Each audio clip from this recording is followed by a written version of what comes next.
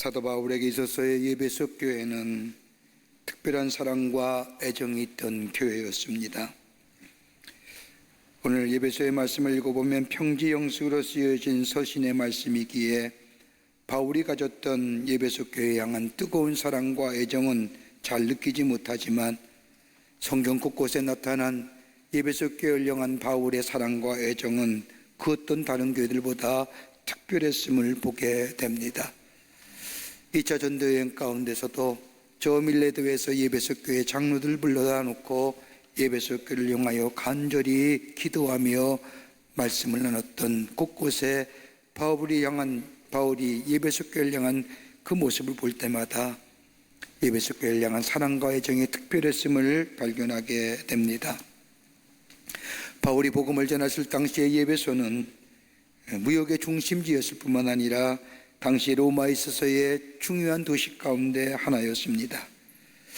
이 바울이 3년여간 예배소에서 복음을 전하면서 하나님의 교회를 세우고 그 하나님의 교회가 아름답고도 복된 교회일 뿐만 아니라 영적으로 어둡고 혼탁한 그 시대 속에 하나님 나라의 복음을 전하면서 선한 영향력으로 하나님 나라를 세워가는데 하나님이 기뻐하시는 교회로 세워지기를 간절한 마음을 가지고 이 바울은 로마의 옥중에서 예배소 교회의 성도를 향하여 간절한 마음을 가지고 편지한 내용이 예배소의 말씀입니다. 예배소의 말씀을 읽다 보면 우리 눈에 띄는 한 대목에 나옵니다. 유독 가장 바울이 많이 사용했던 하나의 문장일 뿐만 아니라 바울 신학이라고 얘기할 수 있는 한 단어가 나오는데 다름이 아니라 그것은 그리스도 안에서라고 하는 단어입니다. 영어로 말하면 in Christ라고 하는, 예수 그리스도 안에서 다른 그 어떤 복음서의 말씀보다, 다른 그 어떤 서신의 말씀보다 예배소서의 말씀에서 그리스도 안이라고 하는 사실을 많이 강조하는 것을 발견하게 됩니다. 바울은 예배소의 말씀을 통하여 우리가 그리스도 안에서 하나라는 것을 강조하고 그리스도 안에서의 하나의 공동의 목표를 가지고 사는 존재들이라 이야기할 뿐만 아니라 우리는 한 성령, 한 세례, 그리고 한 그리스도 안에서의 하나님의 백성임을 유독 강조합니다. 그러면서 오늘 본문의 말씀, 이 짧은 말씀이지만 이 짧은 말씀 속에서 우리가 모두가 다 그리스도 안에 있다는 사실과 그리스도 안에서 부르심을 받은 사람들의 삶의 모습은 어떤 삶인가, 어떻게 살아갈 것인가에 대하여 바울은 옥중에서 예배소 교회 상도들 향하여 간절한 마음을 가지고 이 편지를 쓴 것을 보게 됩니다. 지금 우리가 사는 이 시대, 그리스도인의 삶으로 산다는 게 그렇게 녹록지가 않습니다. 우리 젊은 대학생들, 우리 젊은 청년들을 이야기 들어보면 간혹 가다가 친구들에게 그런 질문을 받는다고 합니다. 아직도 교회 다니냐? 교회 다닌다가 중요한 게 아니라 아직도라는 단어예요. 예수 믿는다는 게 그렇게 녹록지가 않습니다. 근데 우리 예수님은 우리를 향하여 너희는 세상의 빛이요 세상의 소금이라고 말씀하십니다. 너희를 세상에 우리를 향하여 빛이라고 소금이라고 말씀하신 이유는 다름이 아니라 어두운 세상 가운데 빛이 되어야 할 존재일 뿐만 아니라 더 나아가 맛을 잃어버린 이 시대 속에, 아니 썩어져가는 이 세상 속에 맛을 내며 썩지 않을 존재로 이 세상 가운데 하나님 나라의 복음을 전하며 하나님 나라의 백성으로 살아갈 사명이 우리에게 있음을 말씀하셨는데 그렇게 쉽지 않음을 우리의 삶 가운데 경험하며 삽니다. 주께서 우리에게 주신 이 귀한 사명 감당하기 위해서는 다름이 아니라 우리에게 먼저 있어야 할 것이 뭐냐면 내가 누구인가, 내가 어떤 사람인가, 내가 어떤 존재인가. 근본적으로는 하나님의 거룩한 영으로 새롭게 된 사람이요 더 나아가 새로운 영에 의해 지배받는 사람일진데 그러면서도 불구하고 우리가 누구이며 어떤 모습의 삶을 살아야 할 것인가. 오늘 본문의 말씀은 그런 의미에서 우리에게 귀한 영적인 교훈과 도전을 허락해 주십니다. 오늘 본문의 말씀을 통해서 함께 말씀을 나누며 함께 은혜 받기를 원합니다. 우리가 어떤 존재나 오늘 바울은 우리에게 말합니다. 첫째로 부르심과 더불어 보내심을 받은 자라는 겁니다. 오늘 본문 1장 1절 앞부분의 말씀을 보면 사도 바울은 자신에 대해 이렇게 고백합니다. 하나님의 뜻으로 말미암아 그리스도 예수의 사도된 바울은, 짧은 문장이지만은 바울이 어떤 사람인가, 바울이 누구인가, 바울의 사명이 무엇인가를 이 말씀 속에 여전히 가르쳐주고 계십니다. 바울이 쓴 13개의 바울 서신의 말씀을 보면 서두에 공통적으로 들어가는 내용을 보면 다 편지를 받는 수신에게 보내는 인사말이 있는데, 그 인사말에 빠지지 않는 내용이 뭐냐면 내가 누구이고 내가 왜 이 사명을 감당해야 되는가, 내가 어떤 존재인가를 바울은 밝히고 있는 것을 보게 됩니다. 오늘 1절 1절 말씀도 내가 어떤 사람이냐, 다름이 아니라 하나님의 뜻으로 부름받은 사람이라는 겁니다. 그냥 부름받은 것이 아니라 하나님의 특별한 뜻 가운데 부름받은 사람으로, 더 나아가 그리스도의 복음 전하는 증거자로, 사명자로 하나님이 자신을 부르셔서 자신의 삶을 인도하시고 지키시고 새롭게 하시어 이 땅에 보내심을 받은 사람이라고, 그래서 복음 전하는 자의 삶을 살아간다고 자신을 소개하고 있는 것을 읽을 수가 있습니다. 이 말씀 속에는 자신은 본래 그런 사람이 아니라는 겁니다. 자신은 본래 이렇게 살 사람이 아니라는 겁니다. 그도 성경 곳곳에 그의 자신에 대하여 말하기를 나는 율법의 형통으로 히브리의 가브리엘 문화생으로 자신에 대하여 예수 믿기 전의 삶을 설명하는 것을 보면 자신의 삶은 그러한 삶이었다고 얘기하면서 이렇게 살 사람이 아니라는 말씀입니다. 그런데 하나님의 절대적인 부르심과 은혜 안에서 자신의 삶이 이렇게 변화되었고, 그리고 자신의 삶을 새롭게 하실 뿐만 아니라 나의 삶을 저 삶의 현장으로 보내어 하나님의 거룩한 사명을 감당케 하셨다고 하는 그 사명자의 삶을 이 짧은 말씀 속에 바울은 설명하고 있습니다. 그러게 바울 로마서 5장 8절의 말씀을 보면 우리가 아직 죄인 되었을 때 그리스도께서 우리를 위하여 죽으심으로 하나님께서 우리에 대한 자신의 사랑을 확증하셨다는 고백처럼 어느 날 갑자기 나에게 찾아온 하나님의 절대적인 사랑, 거부할 수 없는 하나님의 사랑, 그 사랑을 받고 보니 자신의 삶은 이 땅에 우연히 던져진 존재가 아니라 하나님의 뜻 가운데 부르심을 받았고, 하나님의 뜻 가운데 하나님의 자녀가 되었고, 하나님의 뜻 가운데 이 땅에 보내시어 하나님의 귀한 사명 맡은 자로 살아가고 있음을 바울은 믿고 확신한다는 말씀입니다. 그러기에 지금 로마의 감옥에 갇혀 있습니다. 복음을 전했던 이유 하나 때문에 저 깊고 음습한 어둠 가운데 있는 저 감옥 속에서 여러모로 불편하고 여러모로 어렵지만, 그러나 그 환경으로 인하여 괴로우거나 불편하거나 원망하고 불망하는 것이 아니라 이것조차도 하나님의 뜻이 있었고, 하나님이 내게 원하시는 일이 있었고, 그 이전보다 하나님이 나를 부르셔서 하나님의 자녀 삼으시고 하나님의 백성 삼으시고, 그리고 나를 이 땅에 보내셔서 하나님의 복음을 전하게 하셨던 그 사명 멈출 수 없기에 이것조차도 하나님의 사명을 감동하기 위한 하나님의 뜻인 줄 믿고 바울은 저 깊은 감옥 속에서도 저 핍박당하고 예수 믿는다는 이유 때문에 환난당하는 에베소 교회를 향하여 여러분, 날 보십시오. 내가 비록 환난을 당하고 내가 비록 핍박을 당하여 억울하게 복음 전했던 이유 하나 때문에 이 감옥에 갇히지만은 하나님이 나를 부르시고 나를 이 땅에 보내신 그 사명, 내 환경과 여건이 어떤 처해 있을지라도 그 하나님의 뜻, 그것을 이루기 위해서 난 지금도 여러분에게 이 사명 감당하기 위해서 이 편지를 여러분에게 보내며 하나님의 말씀으로 여러분을 위로하고 있는 것이라고 얘기합니다. 여러분, 우리가 인생을 살면서 가장 어려운 일이 무엇일까요? 혹자는 물질이 없어서, 혹자는 왜곡되게 오해받아서 다른 사람의 하여금 핍박을 받고 다른 사람에게 어려움 당하면서 이것이 힘든 일이라고 생각하지만, 여러분, 그리스도인에 있어서 가장 어려운 일이 뭘까요? 내가 당하는 삶의 환경과 삶의 여건 속에서 원치 않은 일에 어려움 당할 때에 도대체 하나님의 뜻이 어디 있을까? 이 일을 통하여 하나님이 하시는 일이 무엇일까? 때로 이것이 알지 못하기에, 이 뜻을 깨닫지 못하기에 내가 무엇을 해야 될지, 내가 어떻게 해야 될지 알지 모를 때가 얼마나 많습니까? 아마 바울도 그랬을 겁니다. 하나님의 선한 일입니다. 하나님의 복음 전할 일입니다. 이 복음 전환이 뭐 그렇게 대단한 일이고, 내가 그게 뭐 어려운 일이라고, 그렇게 위험한 일이라고, 왜 내가 이 로마의 감옥에 갇혀서 이 무심하고 어두운 곳에 갇혀 있는지, 하나님의 뜻이 도대체 어디 있는지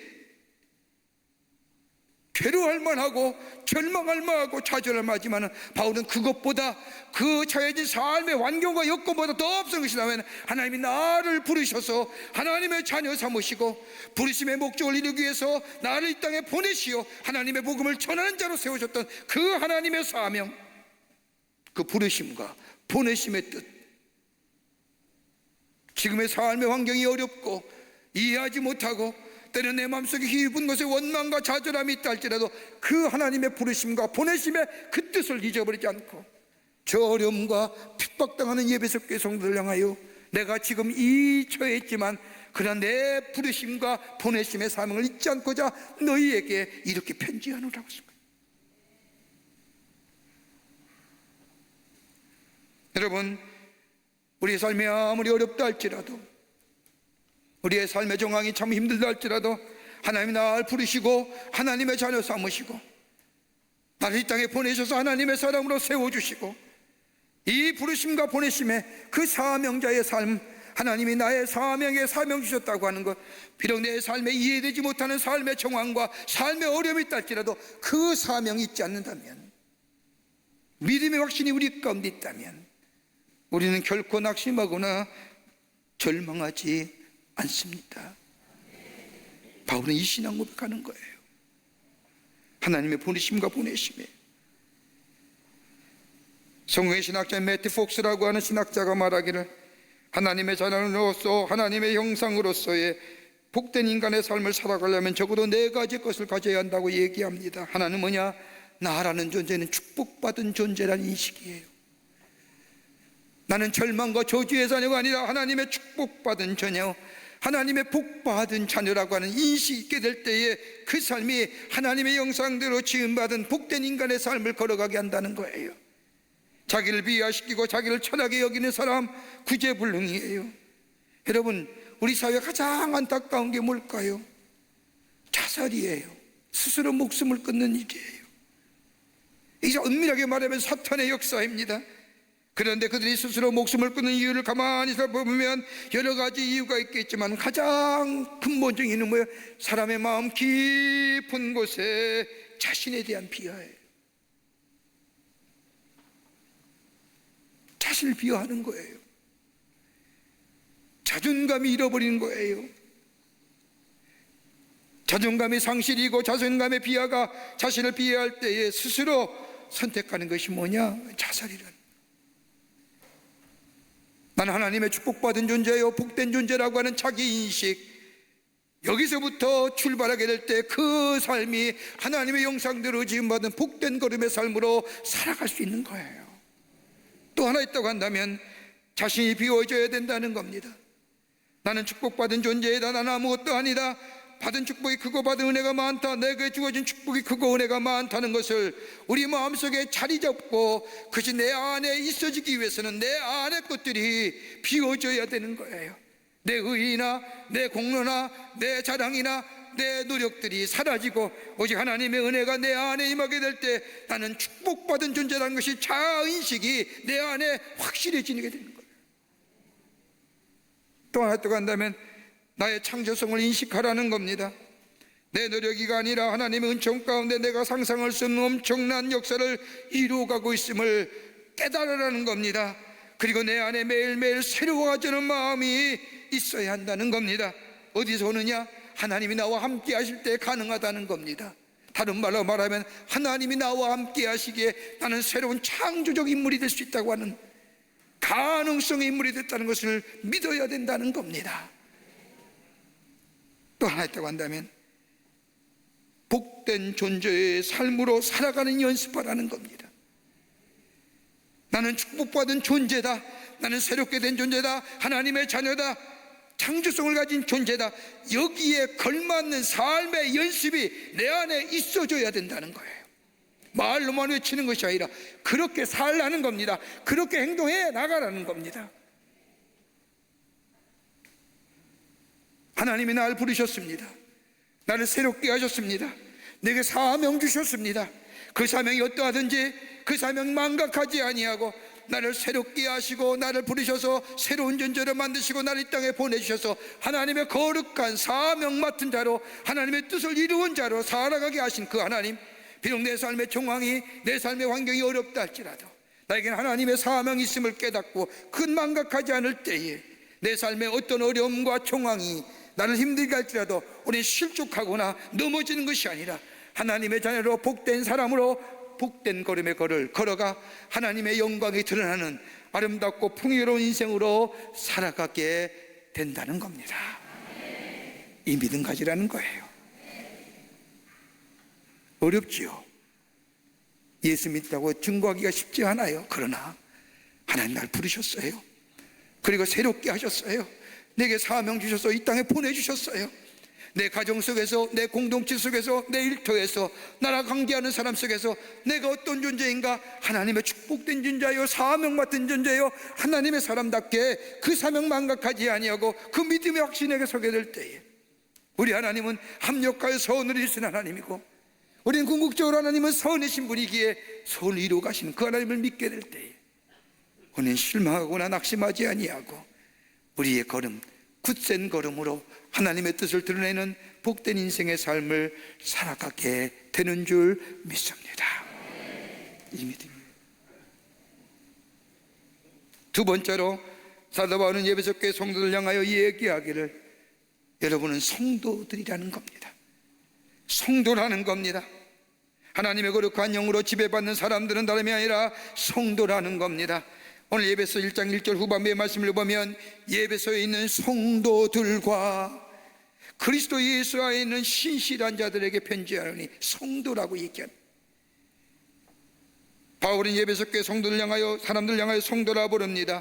바울이 1절에 사용한 성도란 말은 다른 말로 말하면 성자라 말하는데 성자는 도덕적으로 선하거나 완전한 사람이라는 말은 아닙니다.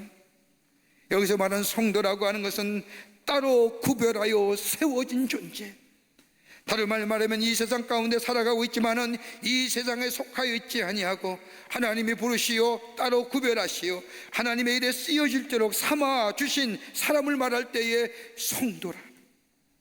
다 성도예요. 믿습니까? 우리가 여러분과 저와 이 세상에 더불어 살아가고 있지만은 하나님께서는 여러분과 저를 부르셔서 하나님이 기뻐하시고 원하시는 삶을 살아가게 하시기 위하여 우리를 구별하여 따로 세우신 존재라는 겁니다. 그러기에 우리를 서로 부를 때가 뭐라고 해요? 성도라고 부르는 겁니다. 어떤 사람들은 신도라 부릅니다. 제가 제일 듣기 싫어하는 말, 예수 믿는 사람을 향하여 신도라 부르는 게, 여러분 신도라는 것은 다른 종교 사람들도 다 포괄적으로 저들을 믿는 신앙 있는 사람들을 가리켜서 신도라 얘기하는 거예요. 그러나 우리 기독교는 신도가 아닙니다. 성도입니다. 하나님의 거룩한 뜻을 위해서 따로 구별하여 세워진 존재. 그래서 우리를 부르셔서 하나님이 기뻐하시고 원하시는 삶을 살아가기 위하여 구별하여 세운 존재라는 겁니다. 여러분 생각해 보십시오. 이런 얘기하면 어떤 분들은 내가 뭐 잘났다고, 내가 거룩한 물이라도 되는가, 내가 가진 것도 없는데, 이렇게 얘기하는 분 계십니다. 그럴 수 있지요. 세상의 기준으로 보면 별 볼 일 없는 우리들, 그럼에도 불구하고 하나님 우리를 불러주셔서 구원받게 하시고 그것으로 끝나는 것이 아니라 하나님의 백성이라 하나님 나라의 권세 잡은 자로 인쳐주실 뿐만 아니라 더 나아가 하나님이 원하시고 기뻐하시는 삶으로 살아가기 위하여 우리를 구별하고 세워주셨으니 여러분 어떤 거예요? 은혜 아닙니까? 은혜 입은 자 아닙니까? 그러기에 바울은 에베소 교회 성도들에게 편지하기를 여러분이 어떤 실패나 고통이나 환난이 있지 않더라도 여러분은 이 세상에 속한 사람이 아닙니다. 이 세상의 복과 이 세상의 흐름 속에 살아갈 사람이 아닙니다. 여러분 하나님의 거룩한 뜻을 위하여 구별하여 세우신 하나님 나라의 하나님의 거룩한 백성들 성도입니다 라고. 여러분 얼마나 좋은 기쁘고 복된 일이에요.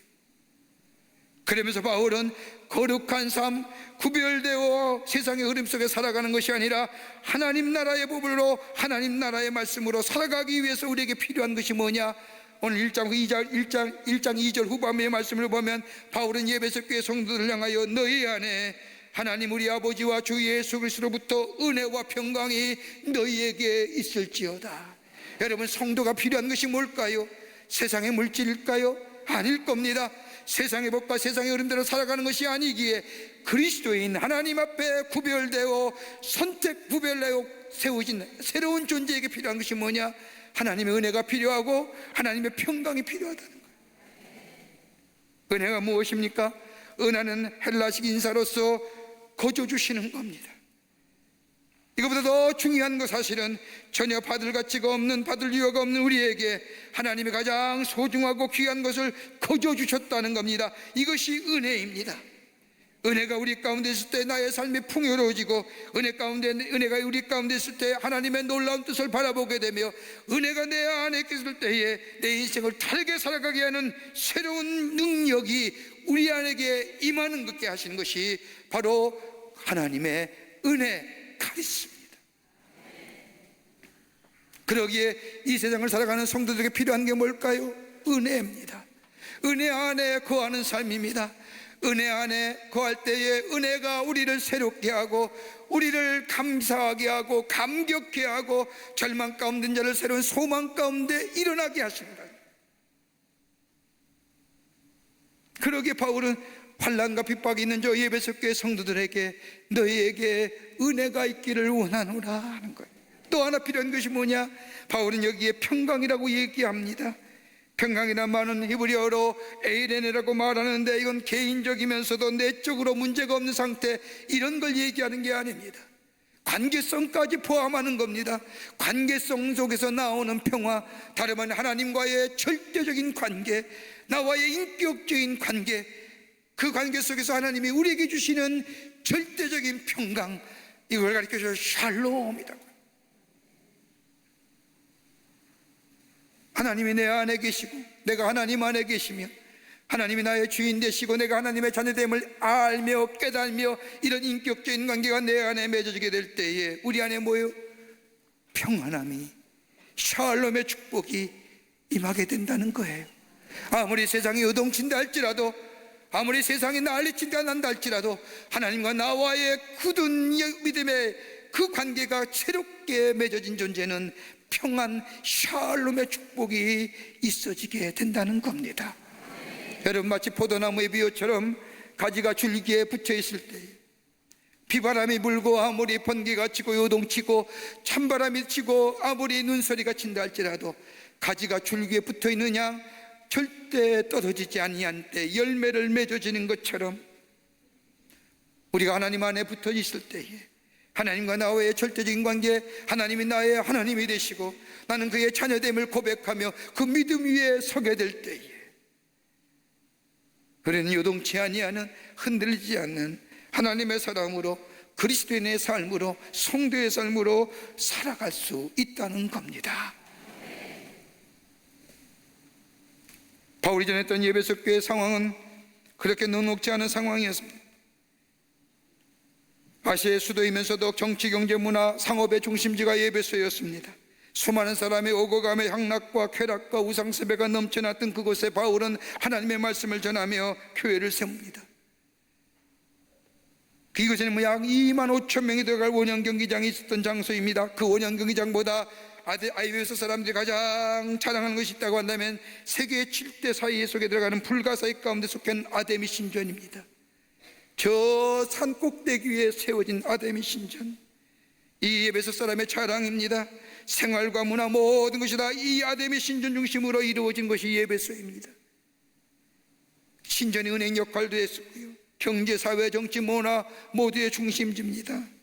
무려 아침에 제사드렸던 고기가 저 아데미 신전에 저 이방신에게 드렸던, 이단의 신에 계셨던 그 고기가 시장에 나와 모든 사람이 먹게 합니다. 이런 시대에 예수 믿고 믿음으로 생활한다는 것 쉽지 않습니다. 그럼에도 불구하고 저들 가운데 복음을 받아들인 자들, 새롭게 변화가 일어납니다. 자신의 생계를 이어갔던 점을 쳐서 그 대가를 받아 살아갔던 사람들이 복음을 받아들인 후에 점을 치던 책을 불태워버립니다. 우상 숭배하는 것들을 더 이상 구입하지 않습니다. 그러던 중에 자신들의 수입이 떨어진 우상 숭배와 더불어 점을 치던 사람들이 중심이 되어 폭동이 일어나기 시작하자 그 폭동의 중심에는 예수 믿는 사람이 있다고 이야기하면서 예수 믿는 사람들을 자처받아가 원형경기장에 세워놓습니다.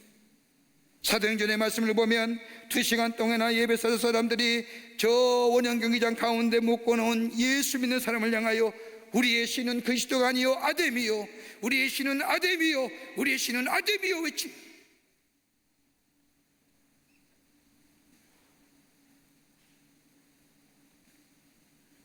아데미의 신을 외치는 저들의 소리를 들으면 기가 죽을 수밖에 없는 저희들, 그럼에도 불구하고 그 환난과 핍박 가운데 믿음을 지켰던 저 예배석 교회를 향하여 바울은 로마獄중에서 여러분은 성도입니다. 하나님을 구별하여 택하셔서 구별하여 세우신 존재들입니다. 여러분의 하나님의 은혜가 하나님의 평강이 있기를 원합니다. 은혜는 새롭게 합니다. 평강은 하나님과의 절대적인 관계 속에서 주동치 않은 믿음에 서게 합니다. 그 은혜와 평강이 나에게 있는 것처럼 여러분에게도 있기를 원합니다라고 하는 거예요.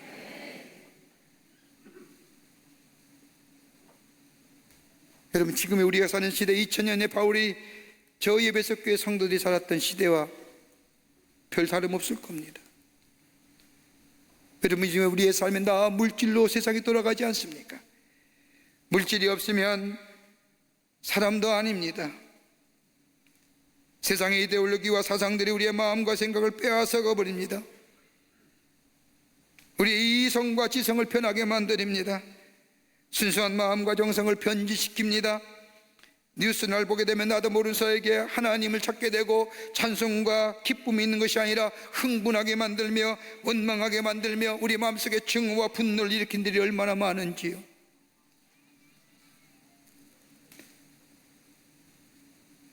내가 예수를 믿는 사람으로 세상을 바꾸어 보기 그렇지 못한다 할지라도, 아니 세상을 바꾸지 못한다 할지라도 나만이라도 예수 믿는 사람으로 예수의 말씀대로 살아야 하지 않은 이 결심조차도 흔들릴 때가 얼마나 많은지요. 그러나 그럼에도 불구하고 우리가 기억할 것이 있습니다. 우리 하나님의 부르심을 받은 거룩한 구별된 존재 성도입니다.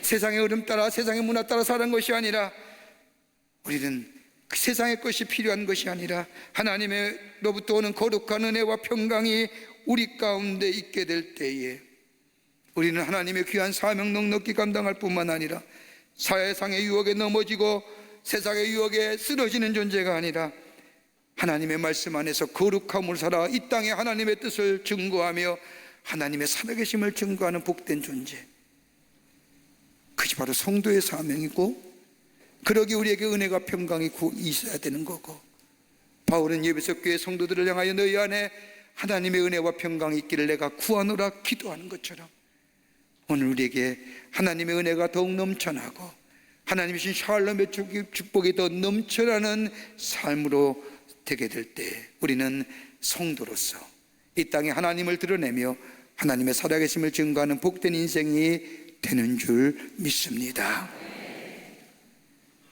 끝으로 바울은 예배석 교회 성도를 향하여 새로운 정체성을 얘기하는데 성신실한 자들이라는 겁니다.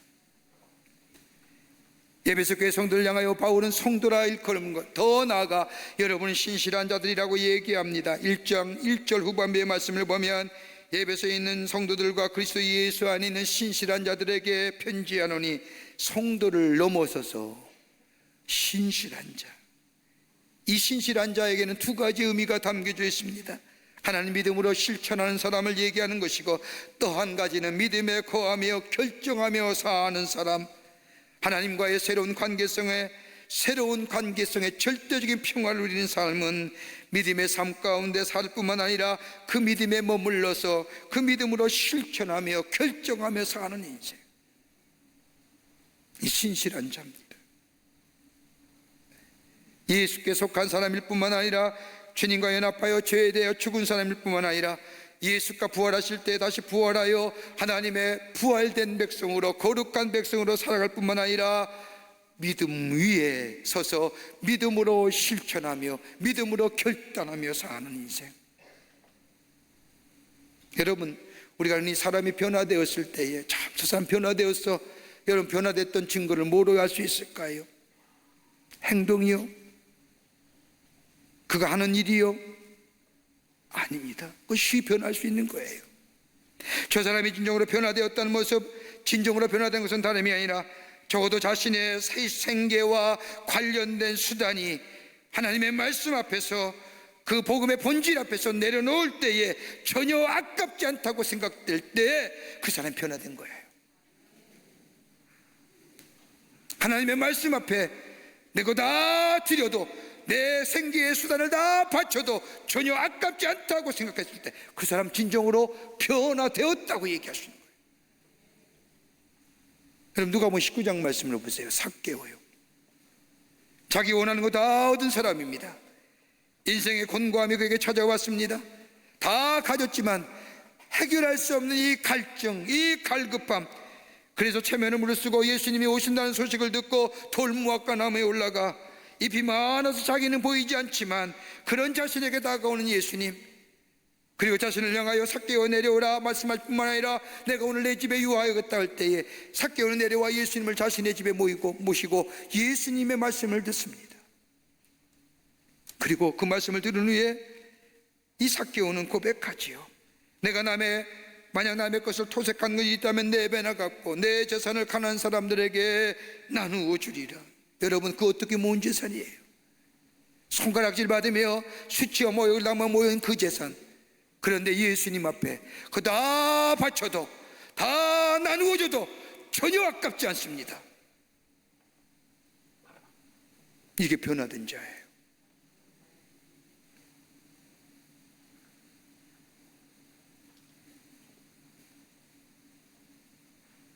내 삶의 이제 주인이 예수님이, 이 고백이 여기에 담긴 거예요.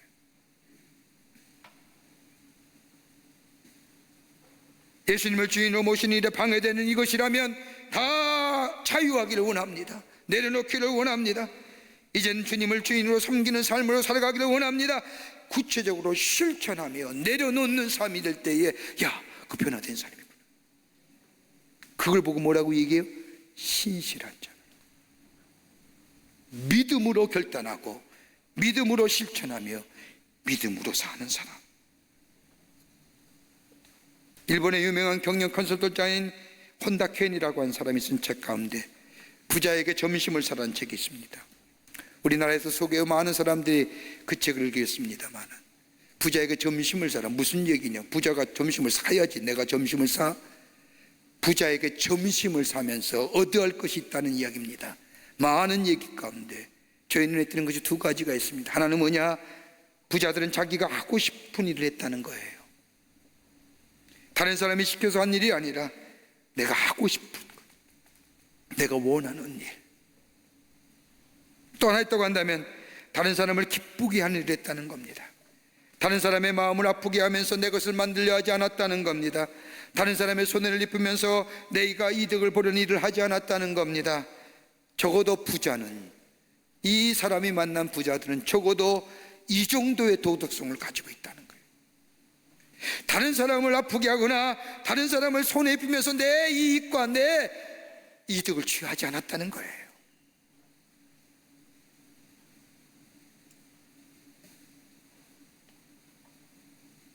기쁜 마음으로 하고 싶은 일을 하고 다른 사람을 기쁘게 했더니 재물을 많이 모은 자가 되었다는 거예요. 바울은 예배석에 그 얘기하는 거예요.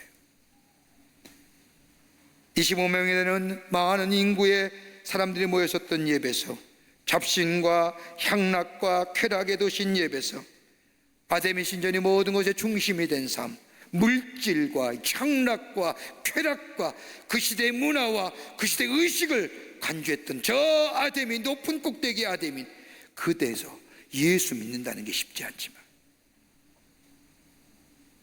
바울은 예배적 교회 성도들에게 여러분 잊지 마십시오. 여러분은 하나님이 택하셔서 하나님이 불러주신 분입니다.